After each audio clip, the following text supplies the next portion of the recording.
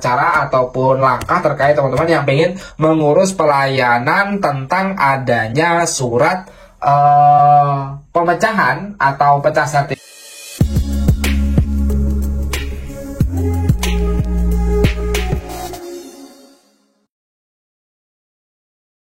Halo teman-teman menjadi bisa. Pada video kali ini teman-teman kita akan membagikan terkait dengan tutorial ataupun langkah bagaimana sih sebenarnya hal-hal yang dilakukan ketika teman-teman pengen melakukan pecah sertifikat tanah yang didapatkan dari warisan. Nah, terkait dengan hal tersebut tentu saja untuk pecah sertifikat tanah warisan ini diperlukan ya, karena ketika tanah sudah diwariskan dalam beberapa orang, itu kalau misalnya tidak dilakukan pemecahan tersendiri, itu nanti akan dapat menjadi permasalahan ke depannya. Nah, sebagai informasi aja bahwa untuk teman-teman yang pengen mengurus terkait dengan pemberkasan cek sertifikat tanah, itu teman-teman bisa menggunakan namanya aplikasi Sentuh Tanahku. Nah, di aplikasi ini teman-teman bisa mengecek tuh seberapa panjang atau seberapa besar terkait dengan teman-teman proses untuk pengurusan sertifikat tanah yang pengen dilakukan pemecahan. Nah, seperti itu. Nah, terutama untuk tanah warisan ini, misalnya dalam kasus orang tua yang punya 3 anak terus punya tanah ukuran 50 kali 50, misal seperti itu. Nah, itu terus dibagi kepada 3 orang anaknya. Nah, ini kan ketika orang tua itu sudah tidak ada, anaknya ini akan memiliki 50 kali 50 itu tadi. Nah, itu kalau misalnya tidak dibuat sertifikat tersendiri, yang ditakutkan itu akan menjadi permasalahan kemudian hari. Dan ini banyak sekali ya yang terjadi, meskipun kita ketahui bersama bahwa yang namanya harta warisan lain sebagainya itu memang ada banyak pihak spekulasi yang mengatakan bahwa itu sebenarnya sebaik-baiknya tanah itu adalah kita mencari sendiri ya teman-teman. Nah, tapi kalau misalnya teman-teman punya warisan dan sebagainya, nggak apa-apa, asalkan itu memang benar-benar teman-teman itu dapatkan gitu ya. Nah, untuk langkah atau tutorial bagaimana sih sebenarnya pengurusan sertifikat, pecahan sertifikat karena warisan, ada beberapa hal yang memang teman-teman harus lakukan. Yang pertama, nanti teman-teman itu datang ke kantor BPN di mana teman-teman itu berada. Nah, ini bisa datang ke kantor BPN Kabupaten Kota ya. Nah, bisa seperti itu. Nah, kantor BPN ini, atau teman-teman datang ke Kementerian Agraria dan Tata Ruang. Nah, kalau misalnya lebih jelasnya sih ke kantor BPN.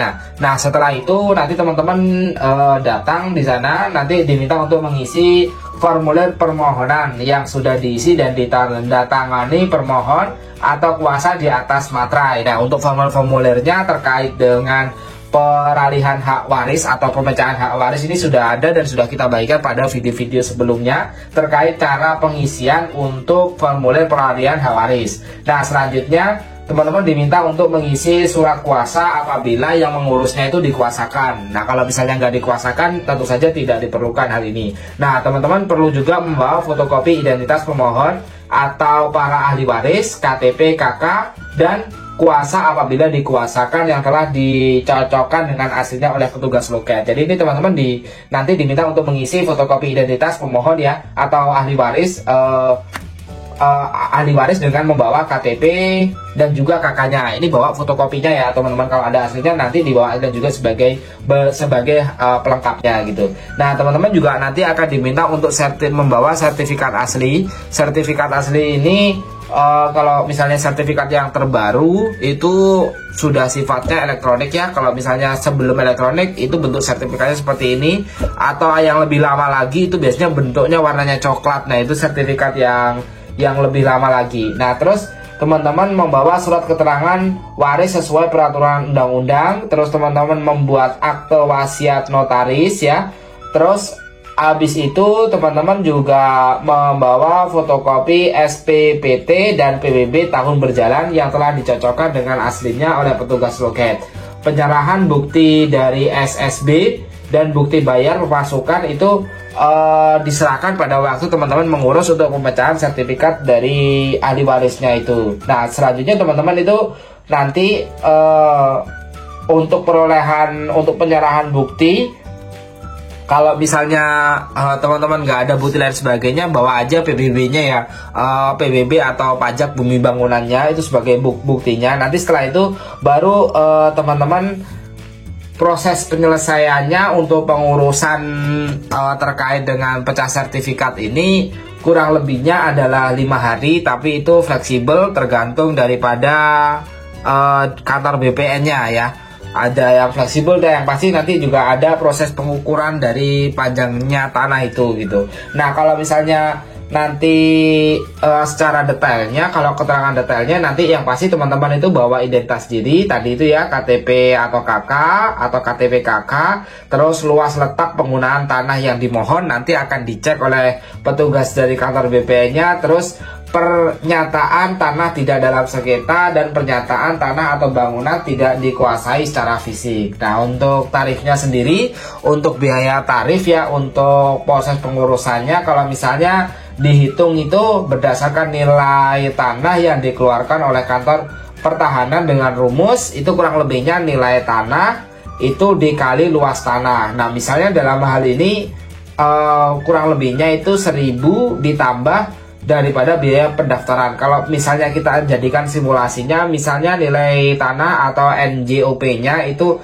8.000 teman-teman, 8.000 dan luas tanah secara keseluruhannya 50, maka jumlah yang harus dibayar kurang lebihnya oleh kalian itu sekitar Rp50.400. Nah seperti itu. Itu terkait dengan simulasi biayanya, nanti tinggal teman-teman mencari aja sesuai dengan yang hal yang dibutuhkan oleh teman-teman semuanya. Nah yang pasti ini beda kasusnya kalau misalnya tanah yang diwariskan itu tanahnya belum atas nama orang tua kalian. Nah itu beda, sangat panjang urusannya ya. Itu kita harus melakukan balik nama terlebih dahulu, terus membuat akta jual beli dan lain sebagainya. Dan kalau misalnya ada perpindahan nama desa atau nama daerah, perpindahan nama desa atau nama daerah, misalnya desanya awalnya desa maju mundur terus sekarang menjadi desa maju saja, misalnya seperti itu juga harus ada surat keterangan dari kelurahan yang menyatakan bahwa teman-teman itu desa itu sudah berganti nama, alih nama. Nah ini prosesnya hanya gambarannya. Kalau misalnya tanah itu sertifikat dari asli orang tua kalian itu tentu saja tidak cukup susah ya, alias gampang, dan simulasi biayanya seperti itu. Baik teman-teman menjadi bisa, itu aja video yang bisa kita bagikan terkait dengan cara ataupun langkah terkait teman-teman yang pengen mengurus pelayanan tentang adanya surat pemecahan atau pecah sertifikat tanah dari warisan. Semoga saja bermanfaat. Terima kasih telah menonton. Bye bye.